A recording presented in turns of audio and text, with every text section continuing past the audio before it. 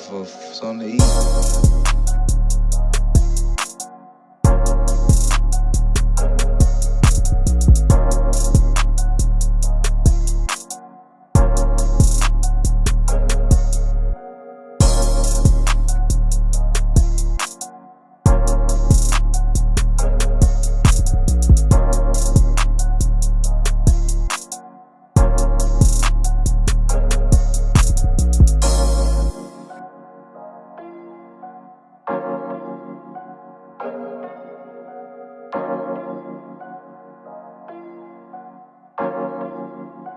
Or maybe it be my way.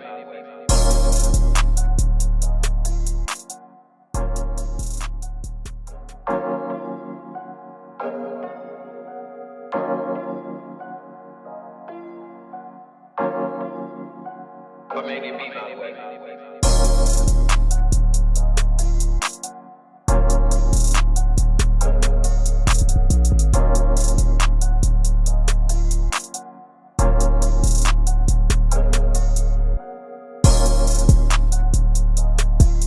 So we'll go ahead and get started.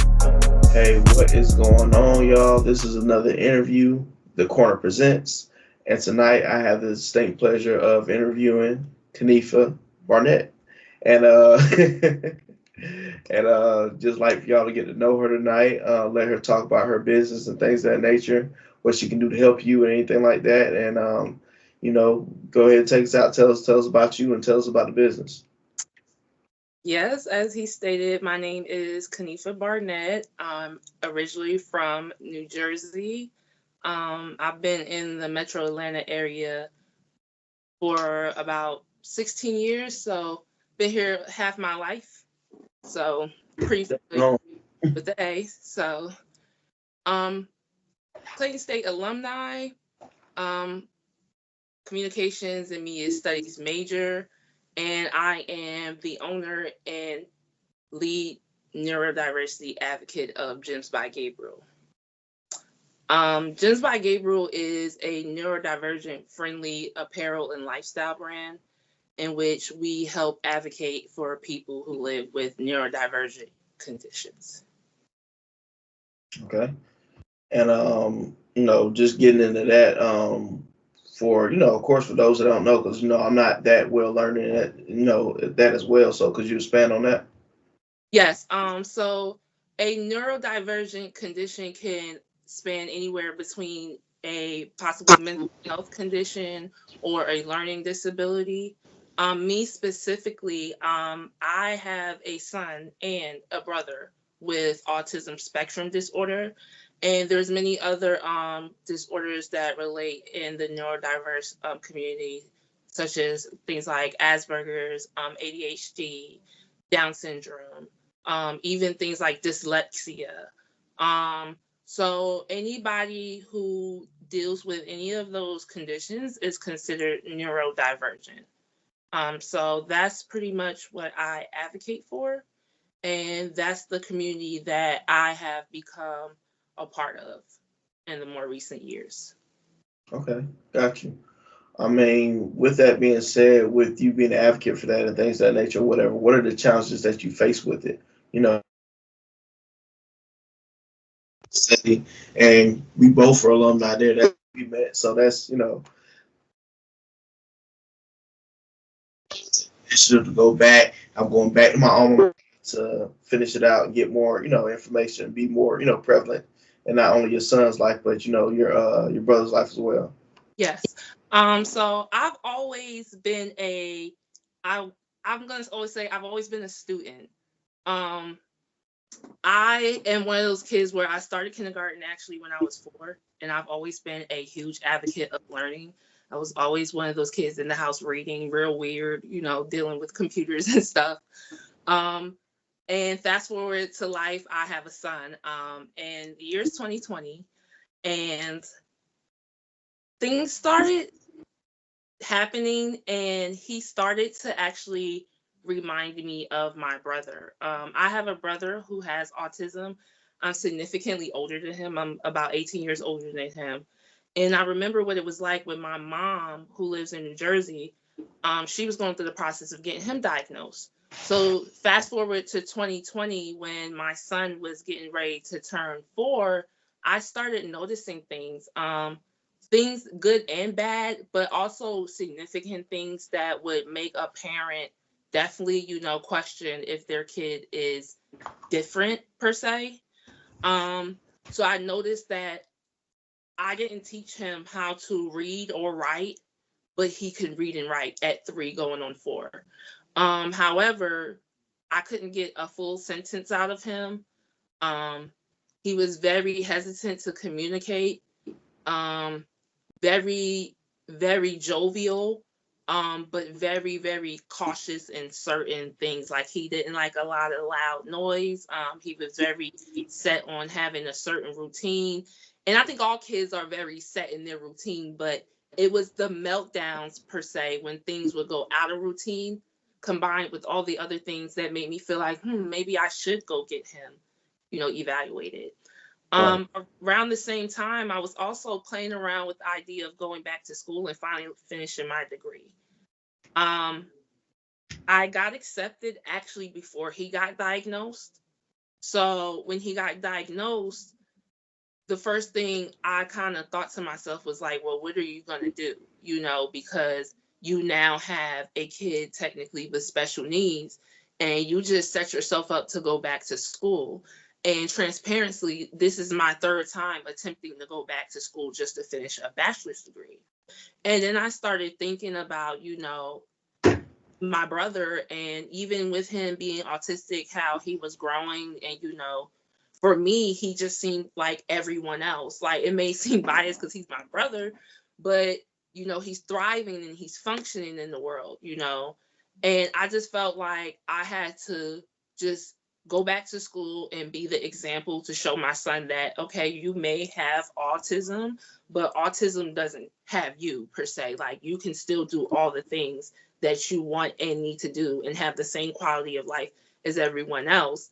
And who's going to show him better than his mom? You get what I'm saying? So I decided to go back to school, and I decided to major in communications and media studies, in which, I had a couple classes that I had to take prevalent to my major, one of them being a podcasting class. And one of the assignments was we had to come up with an idea for a podcast episode. So I started thinking about, what if I talk about being a non-traditional student who happens to be an autism parent at the same time? Because I'm pretty sure there's a lot of autism parents, there's a lot of non-traditional students, but I bridge the gap between both. Like, I fit both. So what if I just do an episode, talking about what it's like going back to school while setting up my son's education? Because keep in mind, he's 4 at the time. So I'm getting ready to literally prepare him for the public school system, all while going back to school myself. So I came up with that idea, and I entitled the episode Gems by Gabriel. And it was Gems by Gabriel because I feel like the pressures of being a parent who has a neurodivergent child can create a significantly important and profound person if you want it to be that way. I didn't end up doing that episode. I ended up actually doing something completely different, nothing even related to neurodivergence or anything like that. But for some reason, over the course of 3 years, that name just kept ringing through my head. And the idea of just speaking on my experience and helping other people. But I just felt like, as far as doing a podcast, being that the spectrum is very different for everybody, I didn't want to be like the person that's like, yeah, I know, I am the, face of autism. You guys have to listen to me, because everybody's experience is different. My son loves graphic tees. So I thought, maybe we can do some quirky little tees, and just express, that, hey, even though we're neurodivergent and we're a part of this community, we're outside, we have the same quality of life. My son has a very wholesome, childhood. He's very loved. He has friends. He has a sense of community. We're normal people.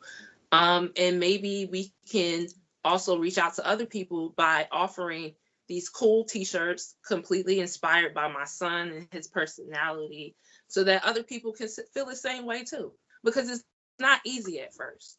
You go through a lot of guilt tripping, and denial, even with me questioning, like, okay, well, maybe I shouldn't have had that tuna sandwich, when I was pregnant and he wouldn't have autism. You go through a lot of that. And a lot of people don't speak on it because a lot of people don't understand. For neurotypical children, like who have neurotypical children, they don't understand what it's like having a neurodivergent child and somebody looking at your child and automatically drawing their own conclusion. So we started this business, to show people that they're not alone. It's nothing to be ashamed of. It's nothing, to have any type of fear of, and that at the end of the day, you still can have a good quality of life, because even though a lot of these things you get diagnosed and you start off as children, what a lot of people fail to realize is that these children always become adults.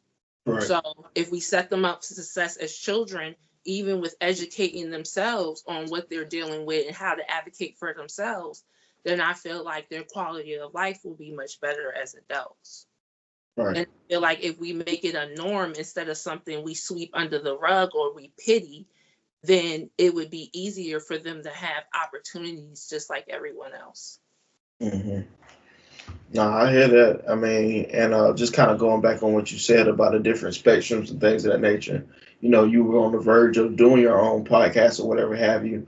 So when you go into the parts about the different spectrums, when you say that, do you mean like, okay, if I put spotlight on these people, how are they going to interact? Because not everybody's going to react the same. Just like normal, you might have a shy person here, an angry person here, a happy person here. It's just, like you said, different spectrums. So, going into that, what spectrums have you dealt with to kind of just like, I gotta find a way to come this the right way?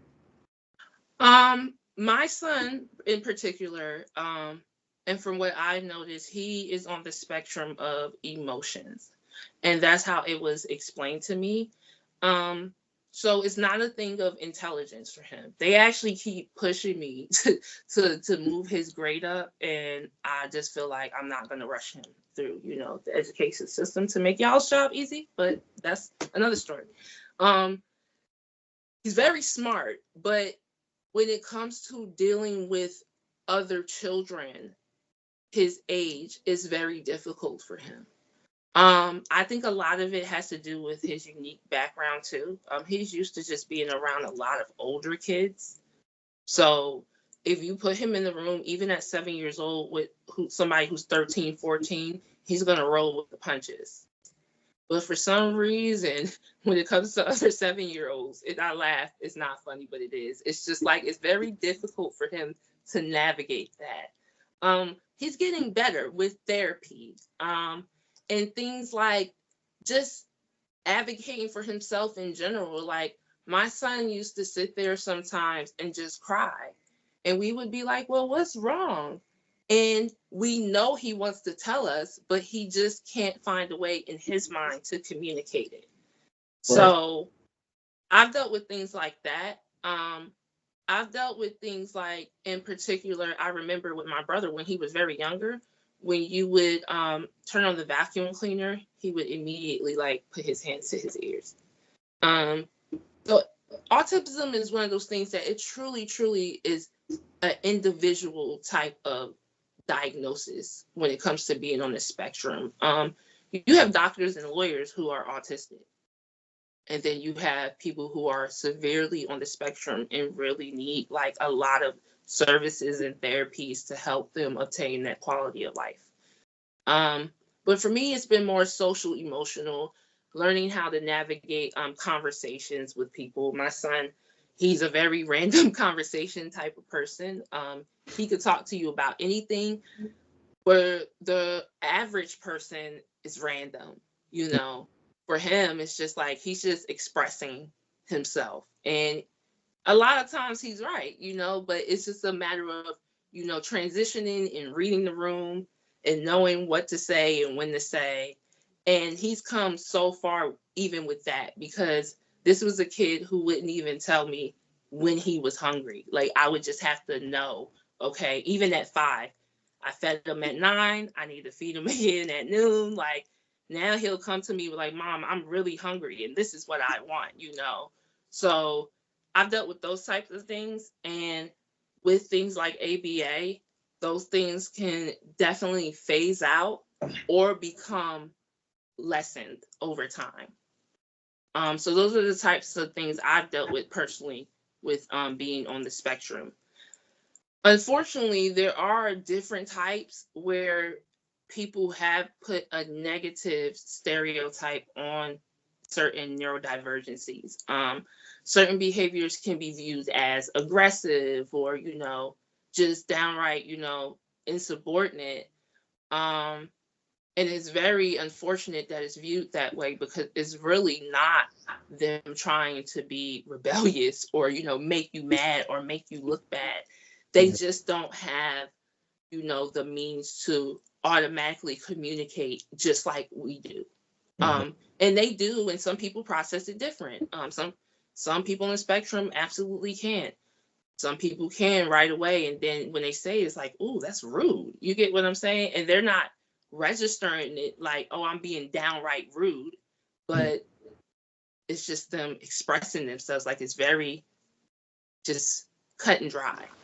And then as far as the spectrum that's good, like phenomenal. I've seen, like with my son, he can literally write any font. Like, if he sees a font on a show, he can literally write that font. I've seen him literally like draw book covers in its entirety over again. I've seen him literally even with like introducing him to like a soccer ball, learning how to stop it with his shins and his like the inside of his foot.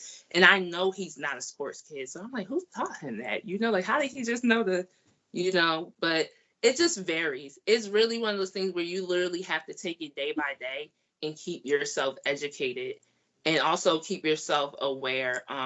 Definitely pay attention, because they do have many transitions. They have many different interests, many different abilities, and it changes over time. Sometimes it changes week by week.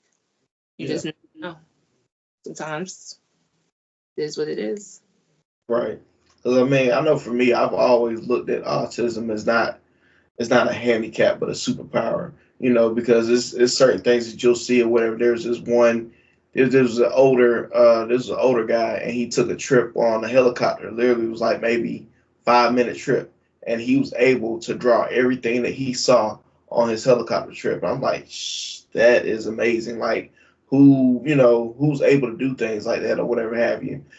So I know sometimes there's bad connotations that some people that don't understand autism or anything like that wouldn't think are offensive. Like, if they might say something like, "Oh, he looks good to be autistic." Like, what does that mean? Like, like in my research, I found that's a trigger, because it's like, no, like he's the way he is because he's the way he is. It has nothing to do with his autism. So right. just going back, with the different spectrums and what things might look like, what things might not look like. There might be higher function, there might be lower function, or whatever have you. But just like anybody else, or whatever, it's just temperaments and things, that are in people that make them who they are. No matter, what ails them or anything like that or whatever.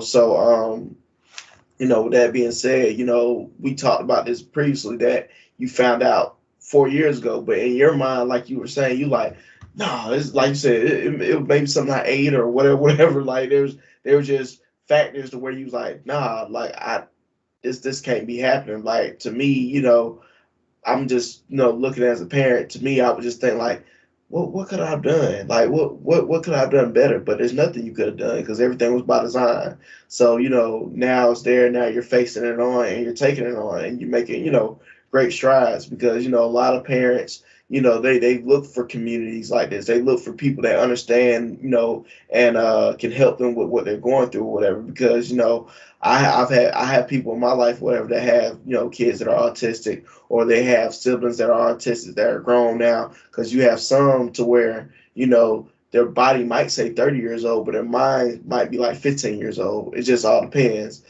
So in my experiences and knowing different people, whatever have you, this is what I see.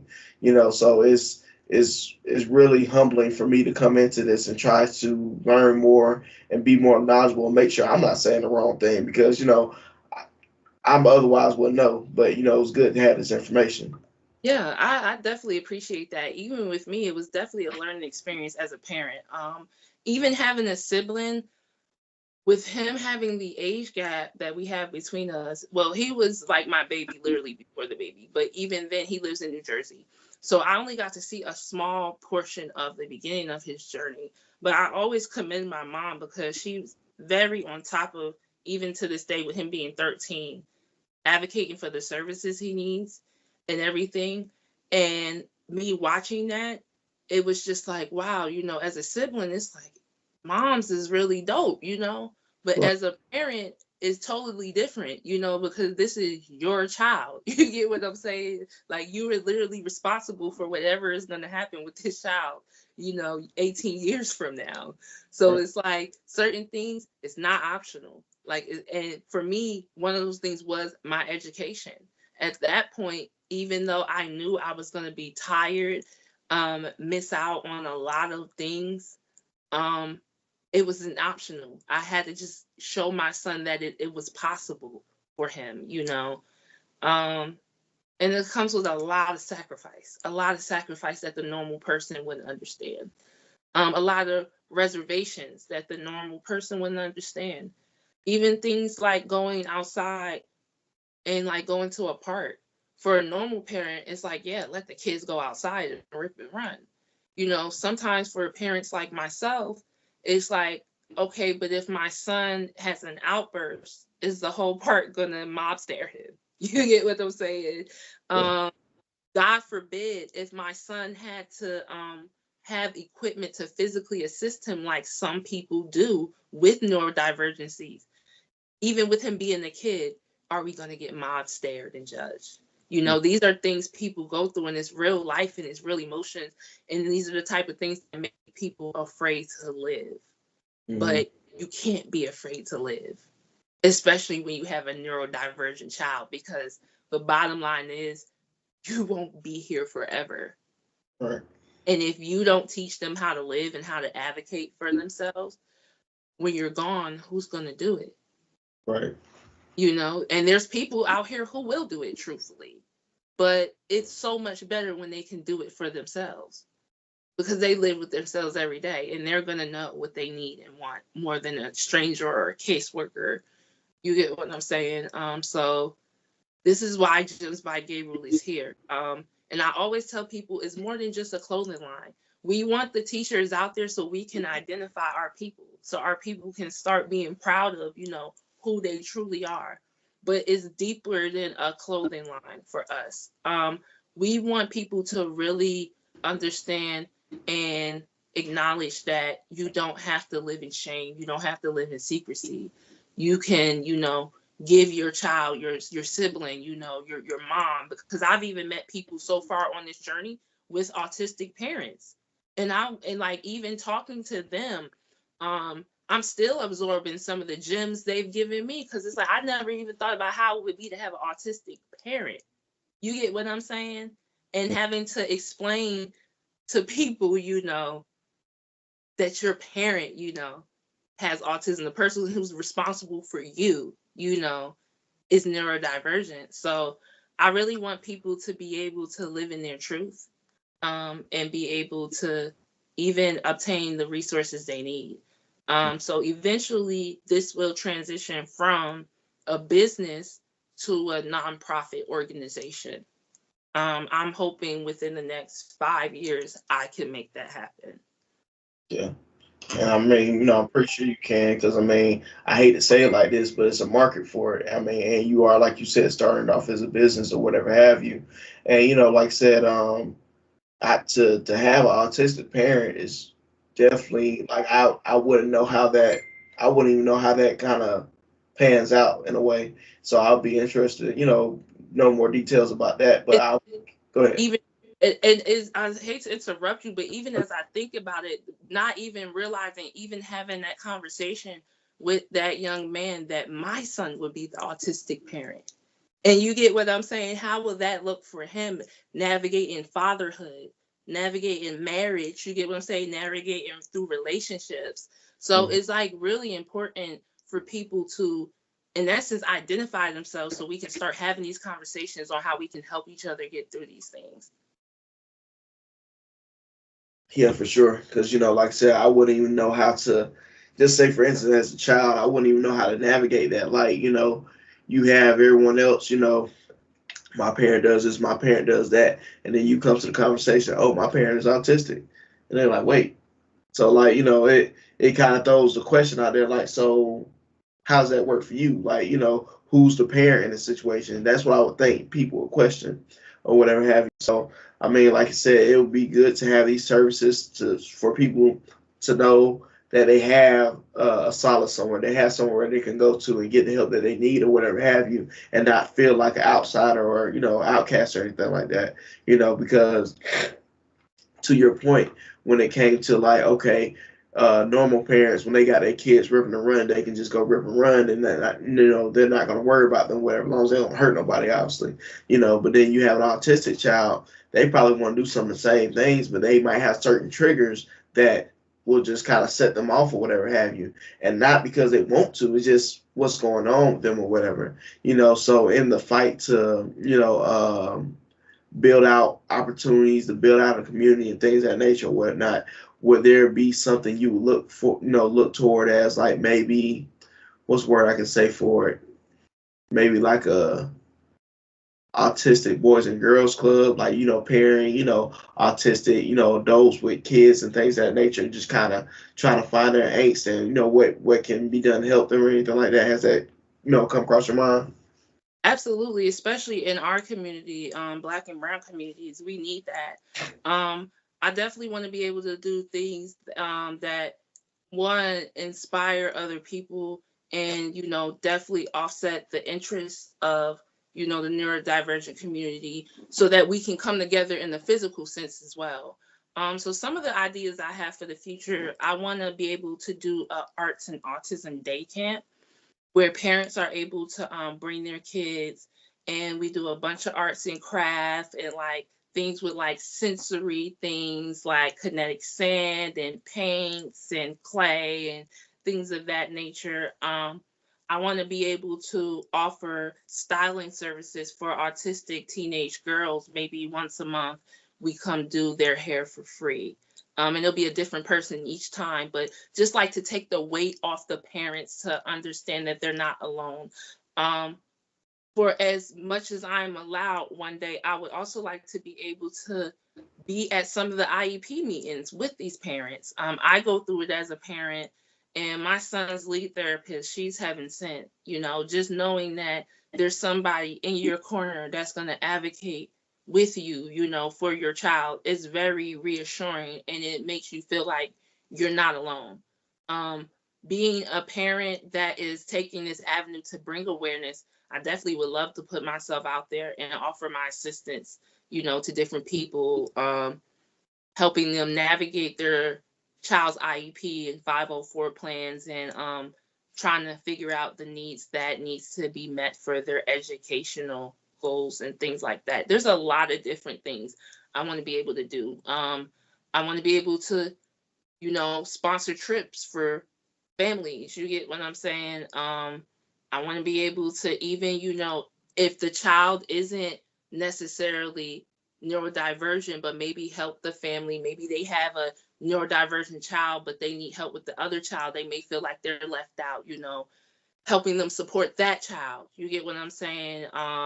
Because I'm an autism sibling as well. So helping that child navigate, those waters is a lot I want to do for the community. And I believe that now it was my mission to do that. Like this is why nothing else I tried ever worked out. Mm. I was meant to be here for my people and to help them navigate through this. And I know I can't do everything, but I'm going to try, because they're worth it. They're so worth it. They're really phenomenal people. When you get to know them and you get to work with them and, see the best of them, it makes it all worth it fighting for them. For sure, for sure.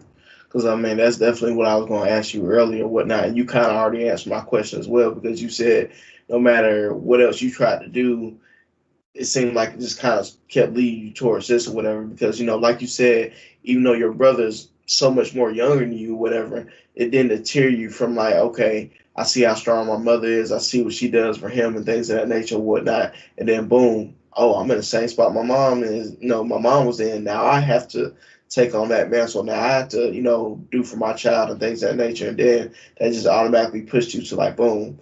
I want to make sure not only I have support, but everyone that I know has support. It's not only for me, but it's for my mother and mothers and all. Everybody else is dealing with these issues or whatever have you.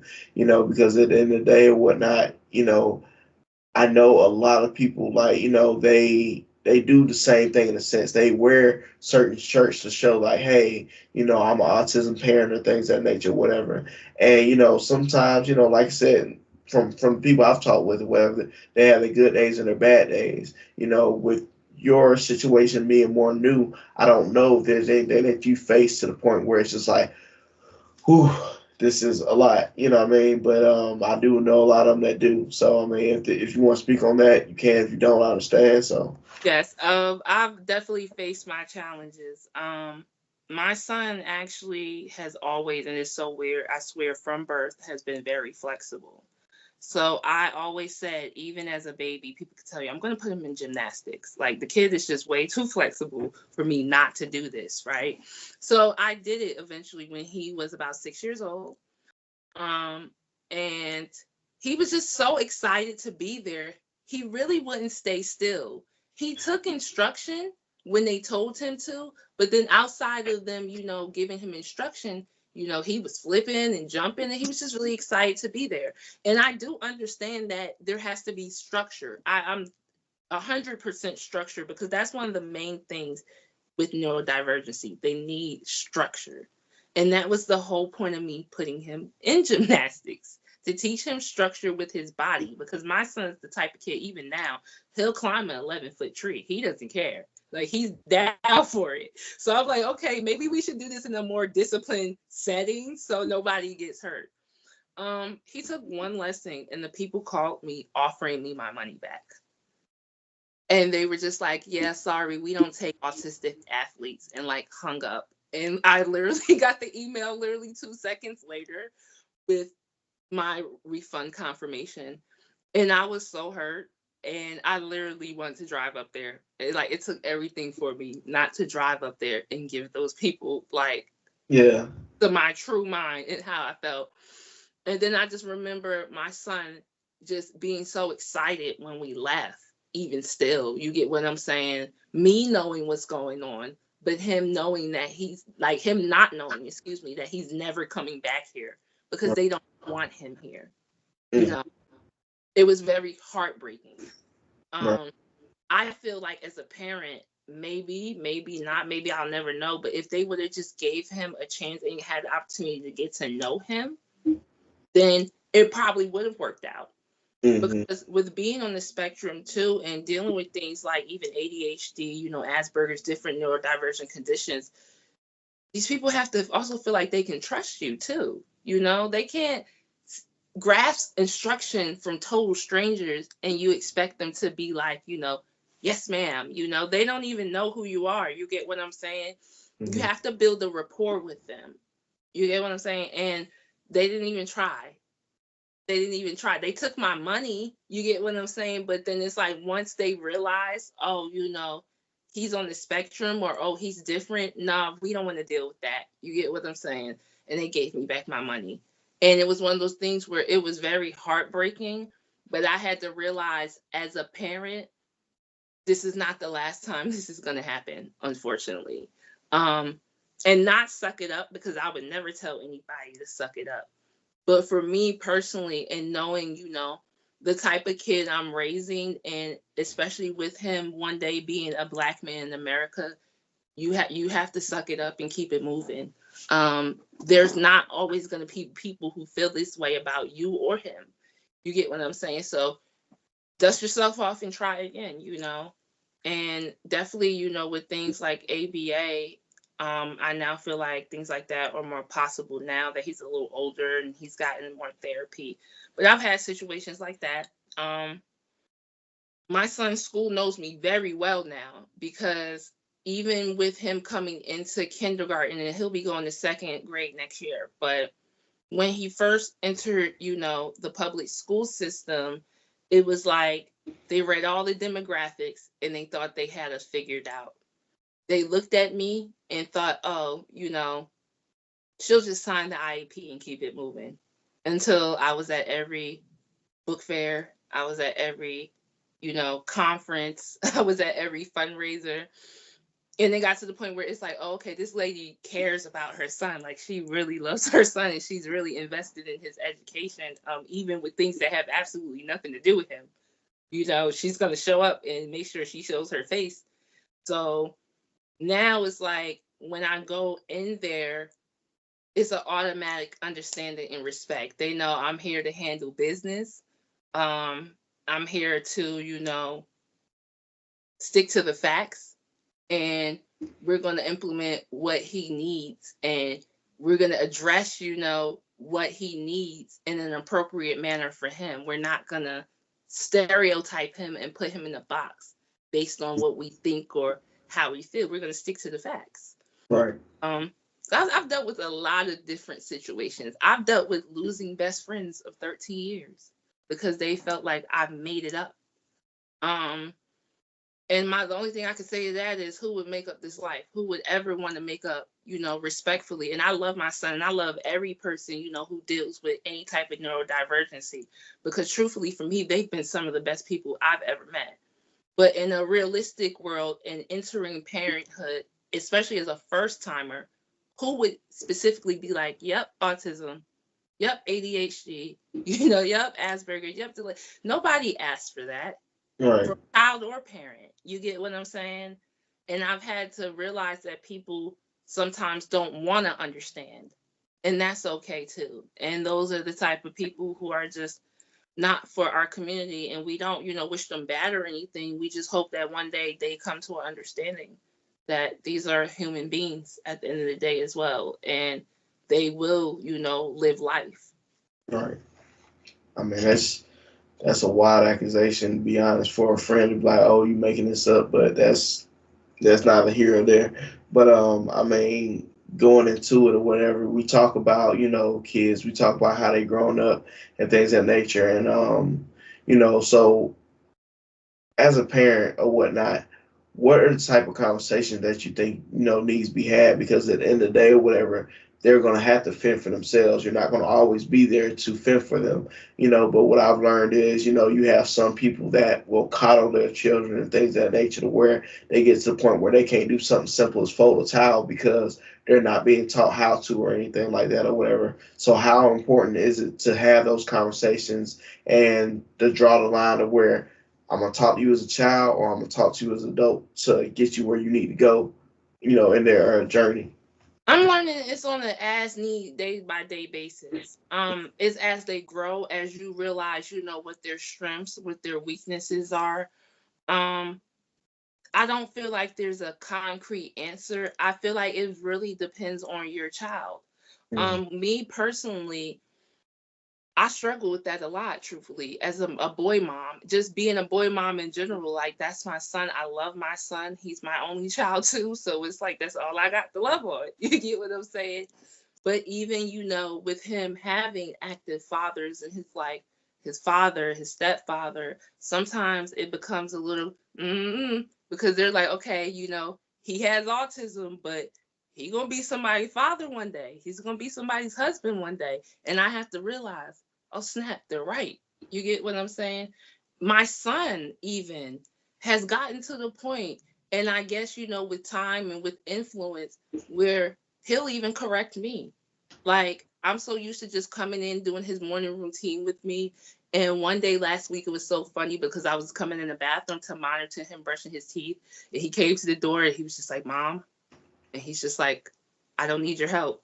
And that's exactly what he told me. And I'm just like, okay, And it's just like, do you really not need my help? Because I think you need my help, like, but it's like he's telling you he doesn't need your help, and you as a parent has to, trust your child, especially when they get to a point where they can advocate for themselves. Explaining to your child what they deal with, I feel like is important. I feel like that comes with age as well. And I feel like that also comes with their personal experiences. Some children also feel like there's nothing wrong with them because we have people who are very low on the spectrum, meaning like, they have very low behaviors and traits.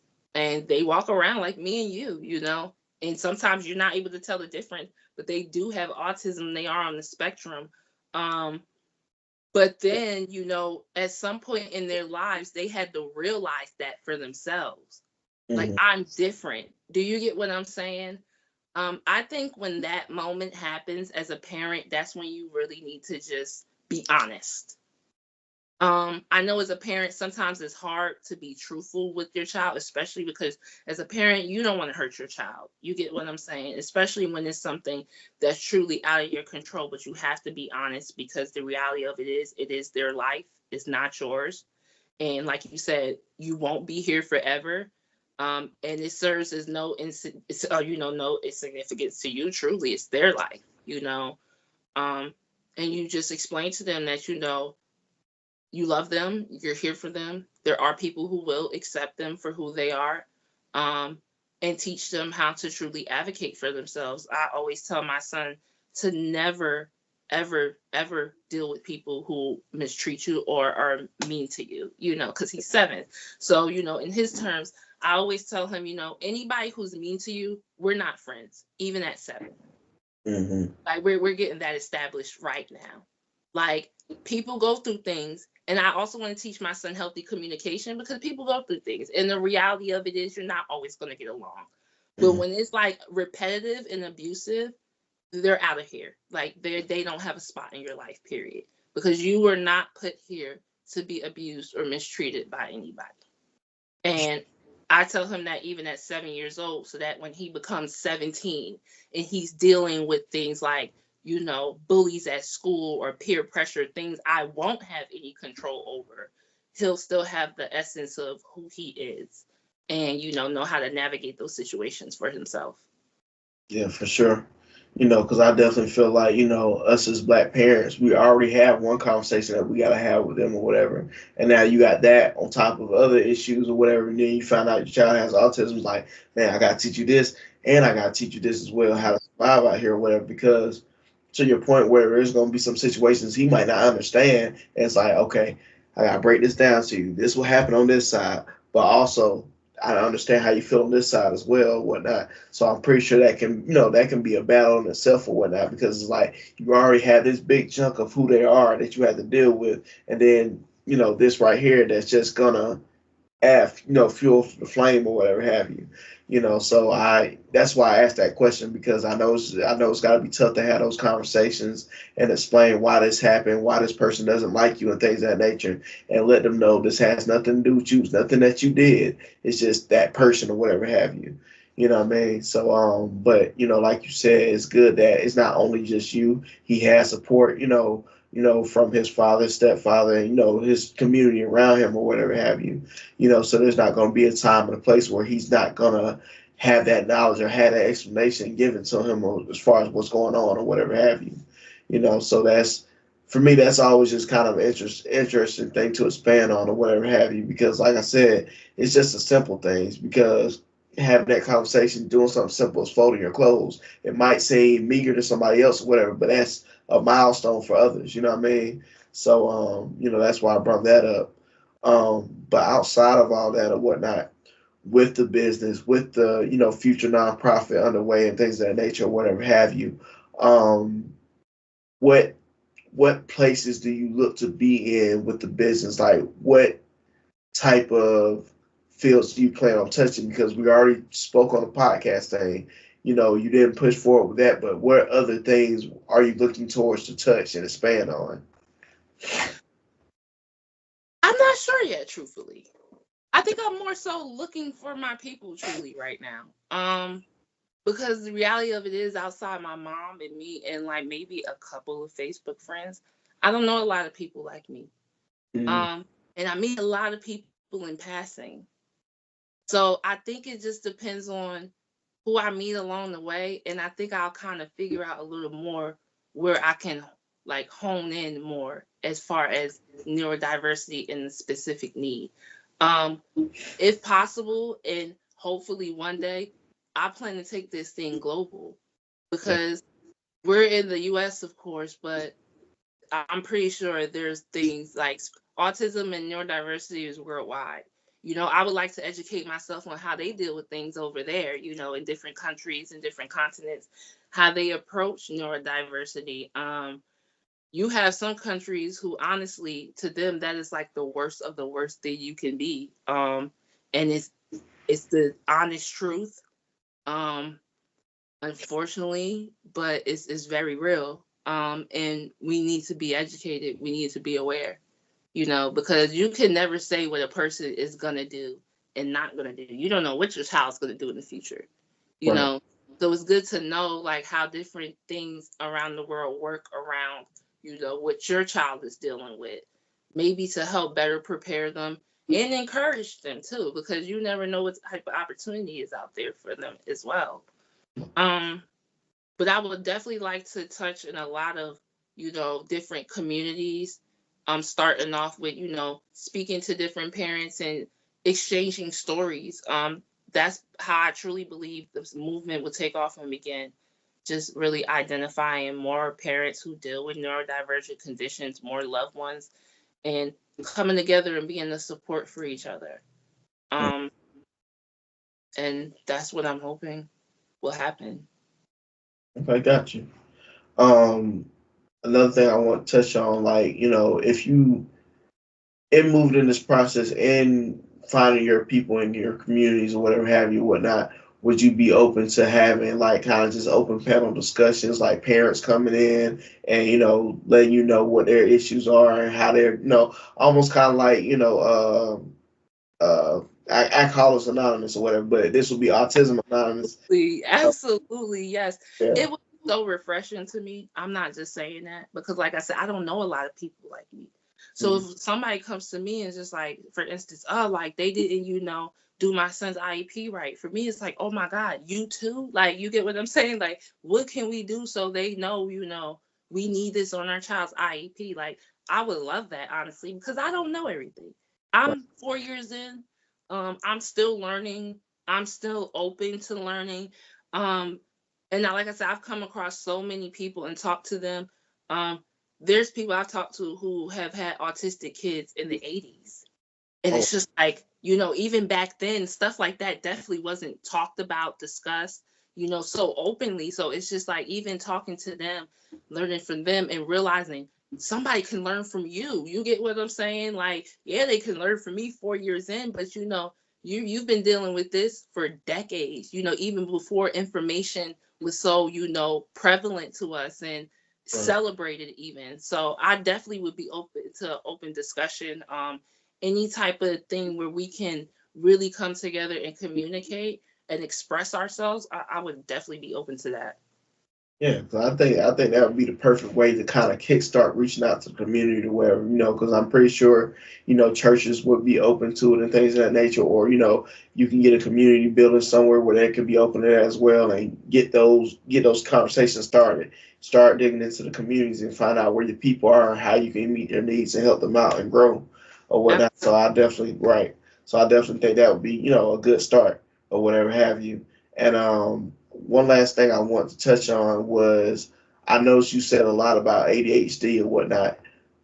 For someone that has ADHD or think they have ADHD, like how would they tackle that as far as like understanding it? Because I don't want I don't want the narrative to be like, oh, I got ADHD, something wrong with me. No, that's not necessarily what it is all the time, or whatever have you. So how would you tackle that? Because like I said, I know it's prevalent, within that.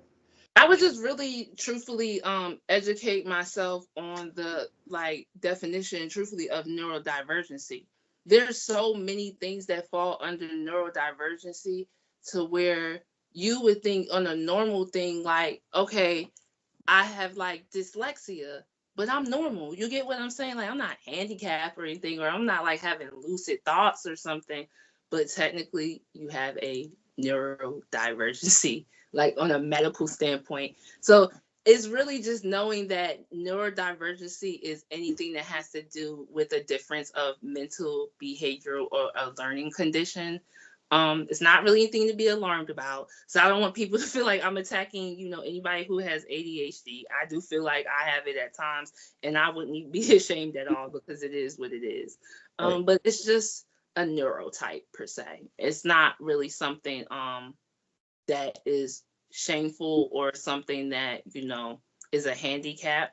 But just like the spectrum comes in waves, so does neurodivergency based on the conditions. Like you have things like ADHD and dyslexia that's like on what some people may consider the low end of neurodivergency, where you have other things like, autism, Asperger's, where people would consider the more extreme, you know, conditions of neurodivergency. So I would definitely say staying educated on what neurodivergency is and just knowing that certain conditions fall under it, and it's not that anything's wrong with you or that something's going to happen to you. It's just how it's medically worded. hmm And and I brought that up because a lot of our generation is just now finding out like, oh man, I have ADHD and things of that nature, whatever. So with my understanding of it being on the lower part of things or whatever have you, that's why I brought it up, because a lot of people don't have that information readily available to them to know like what's going on with me, like how how does this affect me, and where am I at and things of that nature. So I do think it's valid to know, because like I said, a lot of us are out there now seeking mental health and things of that nature and whatnot. So it's just good to ask and it's just good to know. So going forward, this will be something, a part of your platform, that hey, I can come to Gems by Gabriel and get the information I need to know like, hey, what's going on with me? Am I okay? What's my next steps or whatever have you? So, and I say all these things just, to show people like these will be the type of services and type of communities that can be built within this, business, so yeah. But even you always start off with a diagnosis, of course, with anything medically, but then people don't understand like there's a whole after process with that, even with obtaining services, understanding what you or your loved one may be dealing with, finding your community, applying the things you've been offered as far as different services, even if it's like different medications, to your everyday life as it is now that you have this condition. It's a whole process. So you definitely want to stay educated, stay positive, because it's definitely not the end. And stay vocal about what you need and what you think you need for yourself, because every case is different. hmm For sure, for sure. But I think that was really the bigger things that I had to kind of expound on, because we already kind of talked about how it is to not only be a child but be an adult, with autism and things of that nature. And with that, I would assume comes with survival skills of what, as well. That's why I came up with, what are the things to learn, or what are the basic things, what are the high level things that need to be learned in order to, to fully function within society, whatever, whether it's, having their own place or anything like that, or whatever have you, or just functioning in the community or whatever have you. So but yeah, but outside of that, any more details you want to expound on, with, giving out services and things of that nature, things that people might not already know. Yes. So if you find that you have a child in particular with a neurodivergent condition or disability under the IDEA Act, I need you guys to know that your child is entitled to a free and appropriate education, public education at that, from ages birth to 21. And that's another thing a lot of people don't know, truthfully. A lot of people feel like, 18 is usually the typical age for graduation. And even with like having children who have IEPs and receive special education services, parents often feel pressured. Okay, I got to make sure they're good by 18. You get what I'm saying? No, either way, your child's entitled to a free and appropriate education until they're 21. So if they do need that additional time, it is definitely okay, and it's definitely something that they are legally on a federal level entitled to. So I need people to know that, because a lot of people don't. Right. Also, with the IEP, which is the Individualized Education Plan, the document that you draft up to pretty much structure your child's school year, you can request an amendment at any time. Don't feel like you are locked in. Don't feel like it's set in stone, because it's a document that can change daily. It could change every hour if you wanted to.